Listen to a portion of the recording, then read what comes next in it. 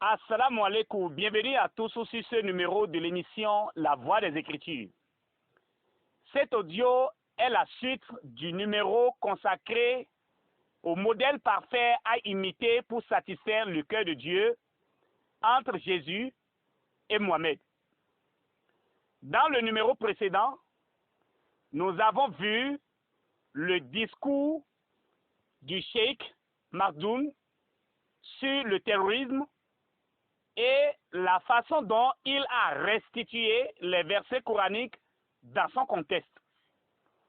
Dans ce numéro, nous verrons la sunna prophétique de Mohamed et la vie de Jésus-Christ dans la Bible afin de faire un choix de qui nous allons imiter pour satisfaire le cœur de Dieu. Dans la sunna prophétique de Mohamed, dans la Sira Rasulullah, c'est-à-dire la biographie de Mohamed de Ibn Hisham, à la page 96, Mohamed dit ceci: « Écoutez-moi, homme Quraïsh, j'apporte l'épée par laquelle vous mourrez égorgé. Je le jure par celui qui tient ma vie entre ses mains. » Après l'Égypte, Mohamed a commandité 13 raids et 28 expéditions militaires dans lesquelles lui et ses compagnons ont tué des milliers de personnes, sans compter les poètes qu'il ordonnait de tuer parce qu'ils l'ont critiqué dans leur poésie. L'une des preuves tangibles que Mohamed considérait tout musulman qui refuse de faire la guerre comme un hypocrite est le fait qu'il a brûlé vivant des musulmans qui refusent de participer à la guerre avec lui pendant qu'ils étaient réunis dans leur maison. Cette information est dans la Sira Rasulullah de Ibn Hisham à la page 368. Le plus grand génocide de Mohamed fut contre les Juifs de la tribu des Banu Quraïda. Dans le tafsir de Ibn Kathir de la sourate 33, le verset 26 à 27, il est écrit que Mohamed a égorgé entre 700 et 900 Juifs en une journée. Il partagea leurs femmes entre les musulmans et vendit leurs enfants sur le marché de Médine pour acheter des épées afin de répandre l'islam. Pour un homme sensible, participer à la décapitation d'un homme n'est pas chose facile. Beaucoup revivront constamment dans leur esprit la vibration du corps et le giclage du sang lors de la décapitation. Imaginez donc assister à cette scène où Mohamed a décapité entre 700 et 900 hommes en une journée. Dans la Sunna de Ibn Majah, hadith numéro 2763, on lit: le messager d'Allah, qu'Allah le bénisse et le salue, a dit: quiconque rencontre Allah avec aucune marque sur lui résultant du combat dans sa cause, il le rencontrera avec une déficience. Ailleurs, Mohamed dit dans Sahih Bukhari, tome 2, hadith numéro 3025, que le paradis est à l'ombre de l'épée. Voyons maintenant la psychologie de l'islam. Avant d'amener ses compagnons à ce niveau d'insensibilité humaine, Mohamed va d'abord agir sur leur psychologie en justifiant tous ses ordres par le nom d'Allah. Ce n'est donc plus Mohamed, c'est Allah qui a ordonné de tuer. Dans la sourate 3, le verset 110, Allah dit aux musulmans qu'ils sont les meilleurs des êtres créés. Alors, qu'en est-il des juifs, chrétiens et les autres non-musulmans? Allah dit dans la sourate 98, le verset 6, que ceux-là sont les pires des créatures. Étant donné la totale infériorité des juifs et des chrétiens par rapport aux musulmans, Allah interdit aux musulmans, dans la sourate 5, le verset 51, toute amitié avec eux. Mais cela ne signifie pas simplement que les musulmans doivent éviter les juifs et les chrétiens. Les musulmans ont reçu l'ordre de persécuter activement ceux qui me croient. La sourate 48, verset 29 dit, Mohamed est le messager d'Allah et ceux qui sont avec lui sont durs envers les mécréants et miséricordieux entre eux.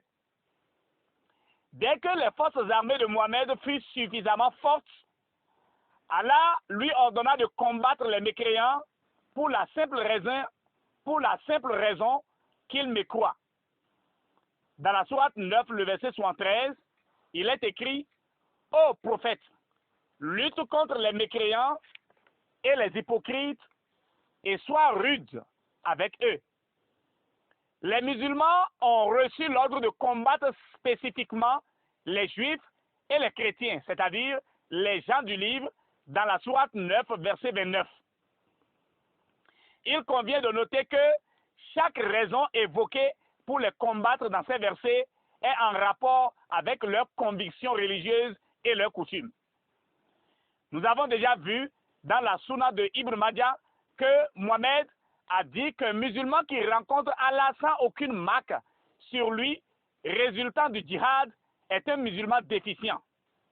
Et comme Mohamed ne voulait pas être un musulman déficient, l'un de ses plus grands désirs était de mourir en combattant les non-musulmans.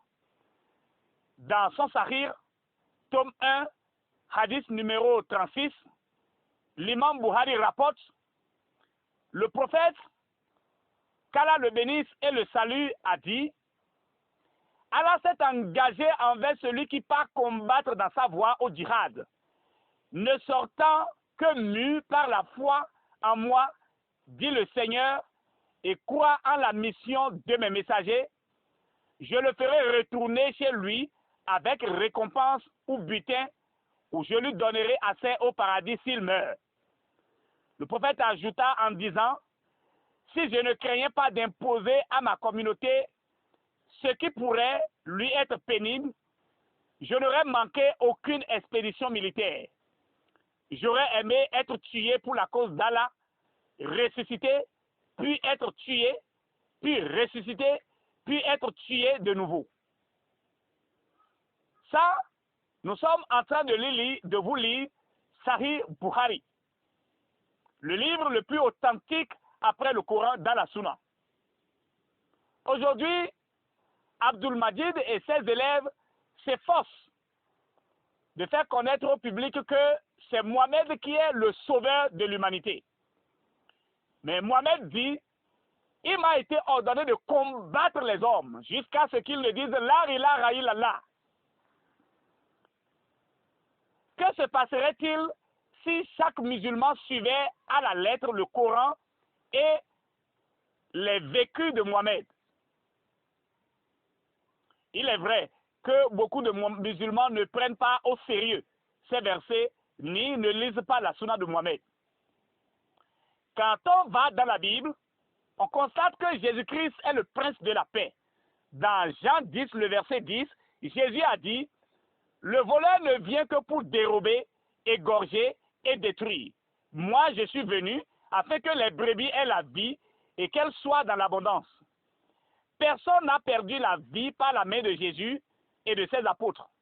Au contraire, ils ressuscitaient les morts. En ce qui concerne comment traiter ses ennemis, Jésus a ordonné à ses disciples dans Matthieu chapitre 5, le verset 44 à 45, et dans Luc chapitre 6, le verset 27, ceci, mais moi, je vous dis, aimez vos ennemis, bénissez ceux qui vous maudissent, faites du bien à ceux qui vous haïssent, et priez pour ceux qui vous maltraitent et qui vous persécutent, afin que vous soyez fils de votre Père qui est dans les cieux, car il fait lever son soleil sur les méchants et sur les bons, et il fait pleuvoir sur les justes et sur les injustes. Le Coran nous dit que le modèle parfait, c'est Mohamed. Mais la Bible dit, le modèle parfait, c'est Jésus-Christ. Et toi, cher auditeur, qui est ton modèle parfait que tu comptes imiter entre Jésus et Mohamed pour satisfaire le cœur de Dieu? nous te laissons de réfléchir toi-même et de faire un choix. Shalom à vous tous. Nos contacts restent les mêmes. Plus 229